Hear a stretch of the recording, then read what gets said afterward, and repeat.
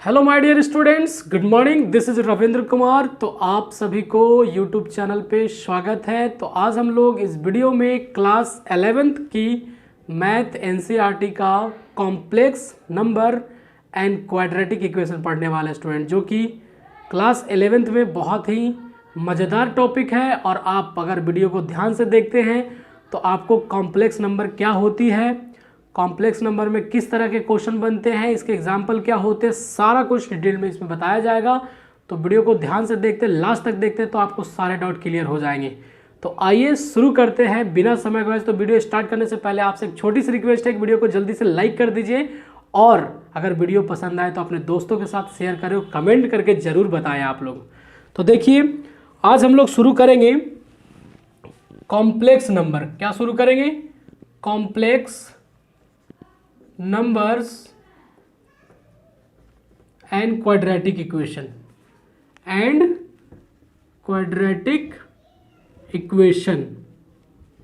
ठीक है स्टूडेंट, आज हम लोग इस वीडियो में क्या पढ़ेंगे? Complex number and quadratic equation. तो मैं बता दूं आपको कि क्वाड्रेटिक इक्वेशन तो हम लोग 10th क्लास में भी पढ़े हैं, और आप 10th क्लास पास होकर के आए हैं तो आपको पता होगा क्वाड्रेटिक इक्वेशन के बारे में। लेकिन ये कॉम्प्लेक्स नंबर क्या होता है सर, ये तो पहली बार सुन रहे हैं। तो देखिए, मैं कुछ एग्जाम्पल के तौर पे आपको बताता हूं कि जब नंबर का बारे में किसी को कुछ मालूम नहीं था, जैसे कहने का मतलब है कि जब लोगों को बोलना होता था कि मेरे पास 10 आम है, 10 मैंगो है, तो क्या करते थे? 1 2 3 4 5 काउंटिंग करके बता दिया कि मेरे पास कितने मैंगो है। तो ऐसे नंबर को फिर क्या किया? नाम दिया लोगों ने, नेचुरल नंबर नाम दिया। अब एक बच्चा ऐसा था जिससे पूछा गया कि आपके पास कितने आम है, तो उन्होंने बोला मेरे पास कोई आम नहीं, मेरे पास 0 आम है। तो सामने वाला जो व्यक्ति था वो सोच में पड़ गया और फिर सोचने लगा कि सर, नेचुरल नंबर तो हमें पता चल गया।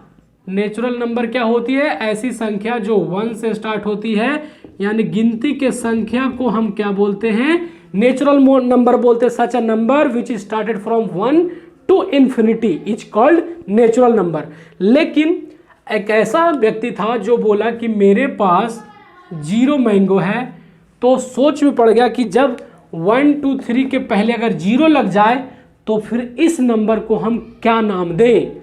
तो इस नंबर का नाम पड़ गया क्या? Whole number. क्या नाम पड़ गया? होल नंबर नाम पड़ गया। तो 0 1 2 3 4 5 6 अप टू कहाँ तक जाता है? इन्फिनिटी तक जाता है। ऐसे नंबर को हम क्या कहते हैं? होल नंबर कहते हैं। और होल नंबर को हिंदी में पूर्ण संख्या, पूर्णांक संख्या कहते हैं। और नेचुरल नंबर को हिंदी में क्या कहते हैं? प्राकृत संख्या बोलते हैं। तो ये दोनों नंबर हो गया।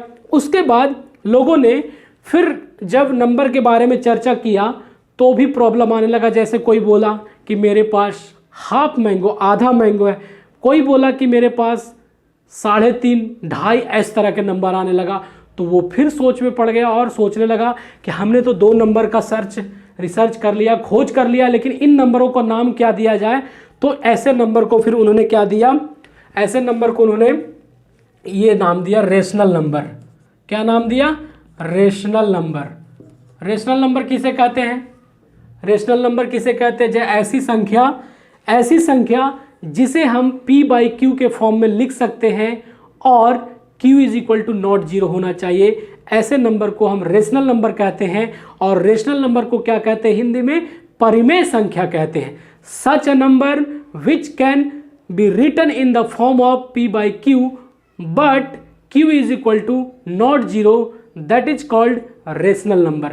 तो रेशनल नंबर कैसे होते हैं? जैसे ये सारे रेशनल नंबर हैं, और भी जैसे 1/2, 3/2, 4, 5, -2, -3/2, इस तरह के नंबर को उन्होंने क्या नाम रख दिया?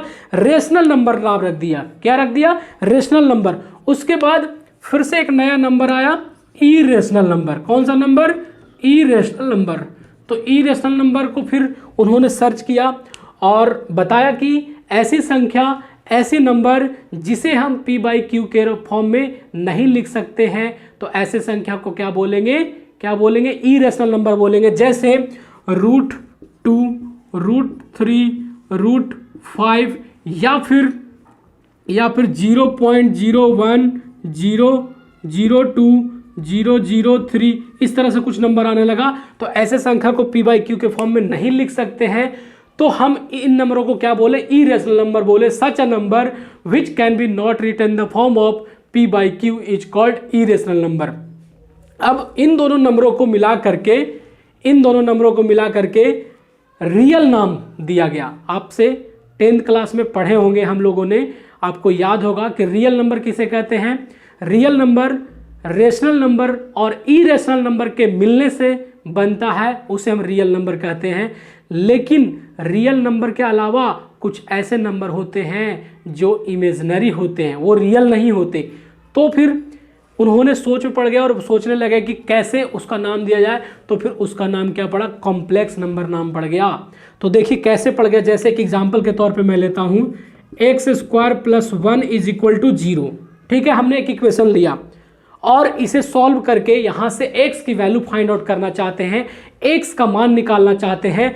तो कैसे निकाले सर, तो यहां पे देखिए x² वेरिएबल है, तो इधर रहेगा 1 कांस्टेंट है, तो इक्वल टू उधर ट्रांसपोज कर दीजिए, तो क्या हो जाएगा, -1 हो जाएगा। अब यहाँ से x की वैल्यू हमें निकालना है, तो x² उधर में शिफ्ट होगा, तो क्या हो जाएगा, +-1 हो जाएगा रूट के अंदर। तब फिर उन्होंने सोच में पड़ गए कि रूट के अंदर अगर माइनस रहता है तो ऐसे नंबर को, ऐसी संख्या को क्या नाम दिया जाए।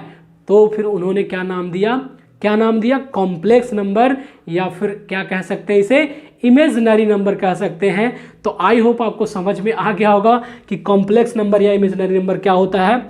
उसके बाद मैं बता दूं कि 10th क्लास तक जब ऐसा कंडीशन आता था, तो हम लोगों ने 10th क्लास में पढ़ा है, रियल नंबर तक पढ़ा, वहां पे कॉम्प्लेक्स नंबर या इमेजिनरी नंबर की बात नहीं करते हैं।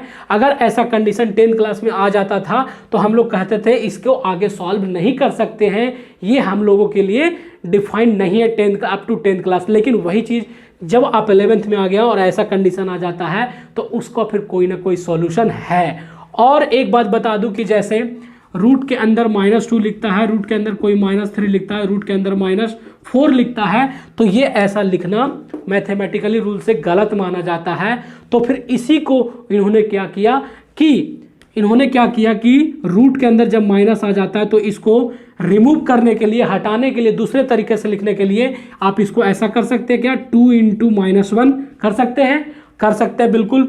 और फिर रूट के अंदर 2 का 2 रहने दीजिए और ये -√1 में है, इसके वैल्यू i दे दीजिए। अब ये i का मतलब क्या होता है सर, तो i का मतलब होता है आयोटा।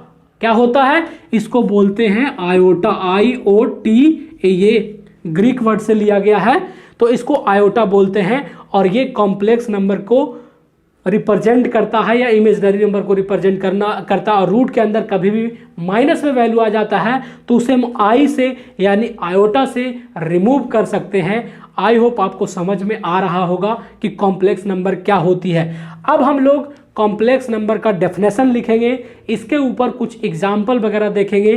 तो देखिए मैं पहले बोर्ड को साफ करता हूं, उसके बाद फिर आपको डेफिनेशन बताता हूं कि कॉम्प्लेक्स नंबर क्या होती है। अब देखिए स्टूडेंट, हम कॉम्प्लेक्स नंबर का डेफिनेशन बताएंगे। कॉम्प्लेक्स नंबर क्या होती है, कॉम्प्लेक्स नंबर्स, इसका परिभाषा है ना।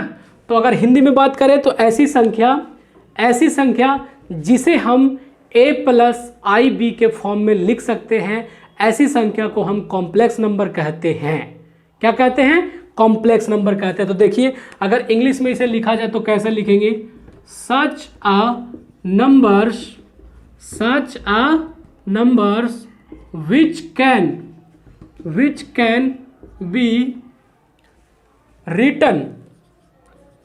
be written in the form of z है ये स्मॉल z a+ib, या फिर कुछ लोग इसे ऐसा भी लिखते हैं z = x+iy, that is called complex number. इसे हम क्या बोलते हैं, कॉम्प्लेक्स नंबर बोलते हैं। आई होप आपको समझ में आ गया होगा। ऐसी संख्या जिसे हम a प्लस आई बी या फिर x प्लस आई वाई के फॉर्म में लिख सकते हैं, उसे हम क्या बोलते हैं? कॉम्प्लेक्स नंबर बोलते हैं। कॉम्प्लेक्स नंबर को डिनोट करते हैं स्मॉल जेड से। क्या से? It is denoted by small Z is called complex number. I hope समझ में आपको आ गया होगा। अब इस पे एग्जाम्पल कैसे रहता है सर, इसमें क्वेश्चन कैसे बनता है, तो हम छोटे छोटे क्वेश्चन से शुरुआत करते हैं, क्योंकि आपका बेस एक बार स्ट्रांग हो गया तो फिर आप कैसे भी क्वेश्चन होगा IIT JEE मेन एडवांस सारे तरह के क्वेश्चन, बोर्ड के क्वेश्चन सॉल्व कर लेंगे। तो इसमें किस तरह के क्वेश्चन बनते हैं, तो सबसे पहला तो देखिए मैं बता रहा हूं आपको कि आप इस वैल्यू को याद रखें, I is equal to under root -1, ऐसा लिख लिया, कोई दिक्कत नहीं सर। अब देखिएगा ध्यान से, I इज इक्वल टू अगर रूट अंडर माइनस है तो हम इसकी हेल्प से आई स्क्वायर की वैल्यू निकालना चाहते हैं, आई क्यूब का वैल्यू निकालना चाहते हैं और I4 की वैल्यू निकालना चाहते हैं। तो ध्यान से अगर देखेंगे तो आपको सभी का वैल्यू निकालना आ जाएगा, इन चारों का वैल्यू निकालना आ जाएगा, और इन चारों का वैल्यू यदि आप निकाल लेते हैं तो उसके बाद आपको कोई सा भी क्वेश्चन पावर में कितना भी दे दे, 420, 500, 536, 456 कुछ भी दे दे, आप उसका वैल्यू बहुत आसानी से निकाल लेंगे। तो देखिए मैं बताता हूं कि आई स्क्वायर की वैल्यू चाहिए, और हम जानते हैं कि आई इज इक्वल टू क्या होता है? अंडर रूट -1 होता है ना। तो आप क्या करिए, इन दोनों तरफ स्क्वायर कर दीजिए, on the squaring board side, दोनों तरफ वर्ग करने पर। तो दोनों तरफ जब वर्ग करेंगे तो ध्यान दीजिएगा, इधर हो जाएगा आई स्क्वायर और इधर क्या हो जाएगा? -1 टू द पावर स्क्वायर। कोई दिक्कत इतना में नहीं सर। अब देखिए आई स्क्वायर का क्या हो जाएगा? आई स्क्वायर हो जाएगा, और ये स्क्वायर से क्या हो जाएगा? रूट कैंसिल हो जाएगा। तो रूट कैंसिल हो जाने के बाद क्या बचेगा सर? -1 बचेगा। तो हमें पता चल गया कि आई स्क्वायर की वैल्यू कितना होता है? -1 होता है। कोई दिक्कत है इतना में समझने में? नहीं सर। अब उसके बाद हमें आई क्यूब का वैल्यू चाहिए, तो आई क्यूब का वैल्यू चाहिए और हमें आई स्क्वायर इज इक्वल टू -1 पता है, और हम चाहते हैं कि आई क्यूब की वैल्यू पता हो जाए। तो आई क्यूब को हम ऐसा लिख सकते हैं क्या? आई स्क्वायर इंटू आई, बोलिए लिख सकते हैं? बिल्कुल लिख सकते हैं सर। अब बताइए कि आई स्क्वायर की वैल्यू कितना होता है? -1 होता है, तो -1 लिख दिया, इंटू आई का value I as it is रख दिया, और फिर -1 को आई से मल्टीप्लाई करेंगे तो क्या होगा? -i हो जाएगा। इट मीन्स हमें पता चल गया कि आई क्यूब का वैल्यू कितना होता है? -i होता है। ठीक है। उसके बाद हमें I4 की वैल्यू चाहिए। किसकी वैल्यू चाहिए? I4 की। तो देखिए यहां पे ध्यान से देखिएगा, आई स्क्वायर की वैल्यू -1 है और हमें चाहिए किसकी? I4 की चाहिए। तो I4 को आप ऐसा लिख सकते हैं क्या? आई स्क्वायर इंटू आई स्क्वायर लिख सकते हैं? तो बिल्कुल लिख सकते हैं सर। अब बताइए आई स्क्वायर की वैल्यू कितना है? -1 है, तो इसके जगह पे क्या कर दें? -1 कर दें, और इंटू यहां भी क्या कर दें? -1 कर दें। तो -1 को -1 से मल्टीप्लाई करेंगे तो क्या होगा सर? तो +1 होगा। तो देखिए यहाँ पे I4 की वैल्यू कितना आ गया? 1 आ गया। अब अगर ये 4 वैल्यू आपको याद हो गया, समझ में आ गया, तो अब कितना भी बड़ा पावर रहेगा उसका वैल्यू आप आसानी से निकाल सकते हैं। जैसे कुछ एग्जांपल लेकर के बताता हूं। जैसे यहाँ पे कहने का मतलब I के पावर हमने 14 ले लिया। कितना ले लिया? I के पावर 14। अब आपसे कोई बोलता है कि इसका वैल्यू निकाल करके दिखाइए, तो सर आपने तो आई स्क्वायर की वैल्यू बताए -1 होता है, आई क्यूब का वैल्यू बताया आपने कि -i होता है, I4 के वैल्यू होता है 1, लेकिन I14 की वैल्यू कैसे निकाले सर? तो देखिए एक तरीका है निकालने का जो सभी क्वेश्चन के लिए ये फॉलो है, और ये ट्रिक आपको सब जगह पे काम देगा। जैसे जो भी पावर में आपको दिया गया है वैल्यू, ठीक है, उसे 4 से डिवाइड कर दीजिए। कितना से? 4 से। तो आपको 14 पावर में दिया गया, 4 से जब डिवाइड करेंगे तो कितना बार में लगेगा सर? कितना बार में लगेगा? 3 टाइम्स में लगेगा। 4 3 जा 12, 4 3 12। तो 4 में से 2 जाएगा तो 2, और 1 में से 1 जाएगा तो कैंसिल हो जाएगा। तो हम इसे अब ऐसा लिख सकते हैं कि आई के पावर 4 × 3 + रिमाइंडर कितना मिला 2 मिला। मतलब कहने का ये वाला 4 यहाँ पे लिख दिया और कितना टाइम्स में लगा वो यहाँ लिख दिया, और रिमाइंडर कितना मिला, शेषफल कितना मिला वो सबसे लास्ट में लिख दिया। और यहाँ 4 को 3 से इंटू करेंगे तो 4 3 जा 12 और 2 जोड़ेंगे तो 14 हो जाएगा, ऐसा लिख सकते हैं। अब इतना करने के बाद आपको क्या करना है कि सिर्फ जो रिमाइंडर मिलेगा वो वाला पावर आपको यहाँ पे लिख देना है। अब बताइए i² की वैल्यू पता है आपको, यहाँ पे बॉक्स में देखिए कितना है -1, तो आप इसके बदले अब क्या लिख सकते हैं -1 लिख सकते हैं। कोई दिक्कत इतना में नहीं सर, कोई दिक्कत है बताइए? नहीं सर, बिल्कुल दिक्कत नहीं है। तो आपको आई होप समझ में आ रहा होगा कि किसी का वैल्यू कैसे निकाले। इसके अलावा और भी बहुत सारे एग्जाम्पल लेकर के आपको बताएंगे और आप लास्ट में कहेंगे कि बिल्कुल वैल्यू निकालने हम लोगों को आ गया सर, और ये वीडियो देख करके अच्छा लगा। तो अगर वीडियो आपको पसंद आएगा तो वीडियो जल्दी से लाइक करिएगा और कमेंट करके बताइएगा कि कॉम्प्लेक्स नंबर के क्वेश्चन आपको समझ में आ रहा है या नहीं। और अगर आपके कोई पड़ोसी या दोस्त है, अच्छा दोस्त है, तो उनके साथ भी वीडियो को शेयर करें ताकि वो भी अपने घर बैठे फ्री में पढ़ सकते हैं। तो यहाँ पे देखिए और भी जैसे वैल्यू i के पावर हमने 15 ले लिया, क्या ले लिया, i के पावर 15 ले लिया। अब i के पावर 15 वैल्यू ले लिया तो हमने रूल अभी क्या बताया कि जो पावर में रहेगा उसे कितना से डिवाइड करना है, 4 से डिवाइड करना है सर। तो 4 से डिवाइड करिए तो कितना बार में लगेगा, 3 टाइम्स में लगेगा, 4 तिहाई 12, तो 15 में से 12 चला जाएगा, यानी 5 में से 2 गया तो 3 और 1 में से 1 गया तो कैंसिल। यानी कि अब इसको हम ऐसा लिख सकते हैं i के पावर कितना टाइम से 4 से डिवाइड किया, कितना टाइम में लगा, 3 टाइम में, रिमाइंडर कितना मिला, 3 मिला। कोई दिक्कत इतना में नहीं सर। अब हमने क्या बताया कि जो रिमाइंडर मिलेगा उससे मतलब है, किससे मतलब है, जो रिमाइंडर मिलेगा उससे मतलब है। तो रिमाइंडर कितना यहाँ पे 3 है तो i के पावर 3 हो जाएगा, और i के पावर 3 की वैल्यू कितना है, -i है, तो यहाँ पे क्या हो गया -i। इट मीन्स कहने का है कि i15 की वैल्यू अगर आपको पूछा जाए तो क्या बताएंगे, -i बताएंगे। आई होप आपको समझ में आ रहा होगा। और भी आपके मन में सवाल आ रहे होंगे कि सर ये तो बहुत छोटे छोटे एग्जाम्पल हो गए, आप थोड़े बड़े एग्जाम्पल लेके दिखाइए, तब हम मानेंगे कि हमें से क्वेश्चन बन जाएगा और हमें समझ में भी आ गया है। तो देखिए मैं और भी इससे थोड़े बड़े बड़े एग्जाम्पल लेकर के आपको बताता हूँ। सभी का ट्रिक वही है, नियम वही है। जैसे रैंडमली हमने कोई क्वेश्चन ले लिया 4 2 5, इसकी वैल्यू निकालना है, तो अगर आपको निकालने आता है तो आप बहुत जल्दी निकाल लेंगे। और निकालने कब आएगा, जब वीडियो को ध्यान से देखेंगे, लास्ट तक देखेंगे, तभी आपको निकालने आएगा। तो 425 को आपको क्या करना है, 4 से डिवाइड करना है सर।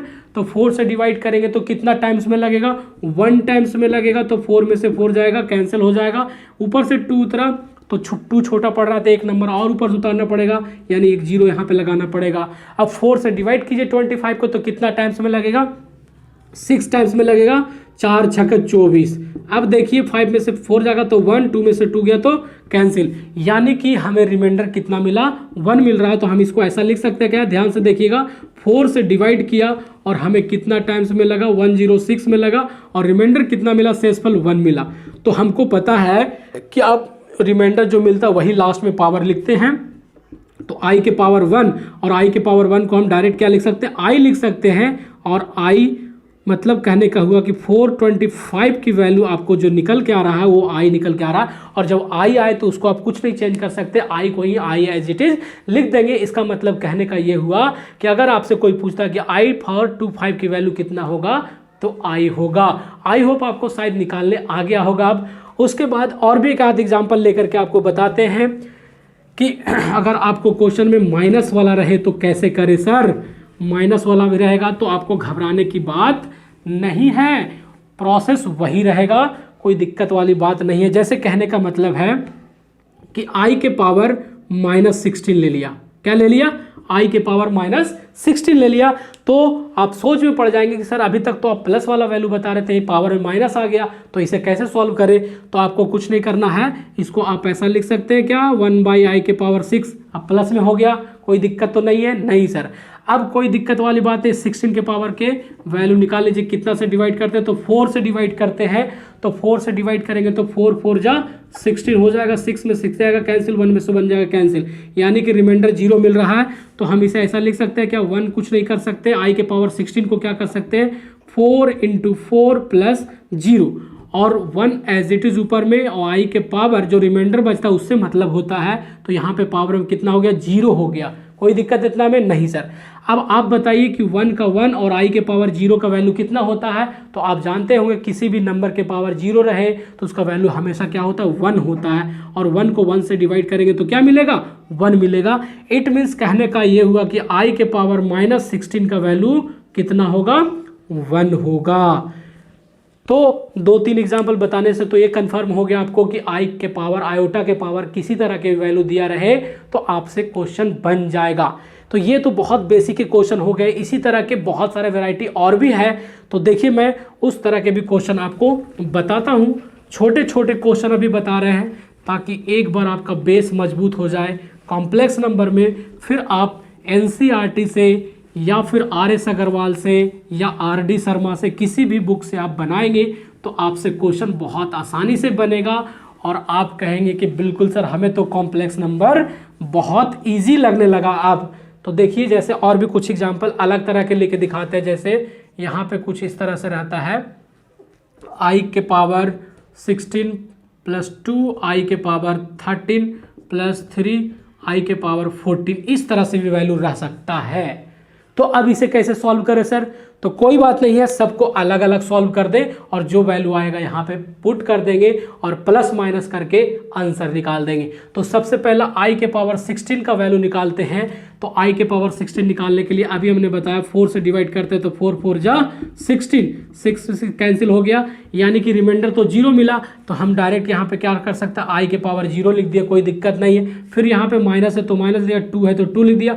आई के पावर 13 है तो 13 का पहले यहाँ पे सॉल्व करते तो 4 से डिवाइड करेंगे तो 4 3 जा 12 आएगा, तो 3 में से 2 जाएगा तो 1, 1 में से 1 जाएगा, यानी रिमाइंडर कितना मिल रहा है 1 मिल रहा है। तो हम कह सकते हैं आई के पावर 1 मिल रहा। फिर उसके बाद यहाँ पे 3 है तो 3 लिख दिया, आई के पावर 14, तो 14 को भी सॉल्व करते हैं, 4 से डिवाइड करते हैं, 3 टाइम्स में चढ़ती है 12, 2 यहाँ पे कैंसिल, यानी रिमाइंडर 2 मिल रहा है। तो हम यहाँ पे लिख सकते हैं आई के पावर 2, कोई दिक्कत इतना में नहीं सर।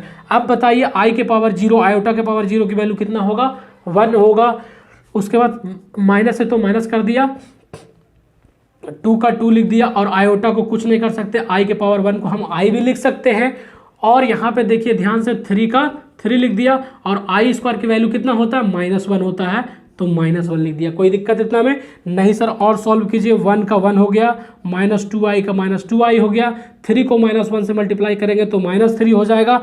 अब उसके बाद देखिए ये नंबर और ये नंबर रियल नंबर है, ये इमेजिनरी नंबर है, तो ऐड या सब्सट्रैक्ट जो होगा वो रियल वाले के साथ होगा, इमेजिनरी वाले के साथ होगा।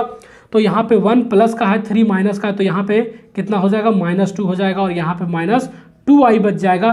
तो इसमें ये जो नंबर होगा वो कौन सा नंबर होगा, रियल नंबर होगा। कौन सा नंबर होगा, रियल नंबर होगा। और ये जो 2i है माइनस का, वो कौन सा नंबर होगा, इमेजिनरी नंबर होगा। तो आई होप आपको समझ में आ रहा होगा। तो इस तरह के और भी बहुत सारे क्वेश्चन बन सकते हैं। तो वीडियो को ज़्यादा बड़ा ना होने के चलते मैं कॉम्प्लेक्स का इस वीडियो में सिर्फ और सिर्फ एज अ इंट्रोडक्शन दिया हूँ। डेफिनेशन क्या होती है, इसकी परिभाषा क्या होती है, कहाँ पे प्रयोग होता है और इसमें क्या क्या चीज़ पढ़ना है, तो लगभग हमने बताया है। और इसमें नेक्स्ट वीडियो में आपको हम एनसीईआरटी एक्सरसाइज के क्वेश्चन करवाएंगे जो कि बहुत इंपॉर्टेंट है। अगर वीडियो पसंद आए तो वीडियो को जल्दी से लाइक कर दीजिए, और चैनल पे फर्स्ट टाइम आए हैं तो चैनल को सब्सक्राइब कर लीजिए, ताकि जब भी वीडियो पे अपलोड करूं तो आप तक नोटिफिकेशन जाए और उस वीडियो को आप देख सके। तब तक लेते हैं आपसे विदा, फिर मिलते हैं नए वीडियो के साथ स्टूडेंट।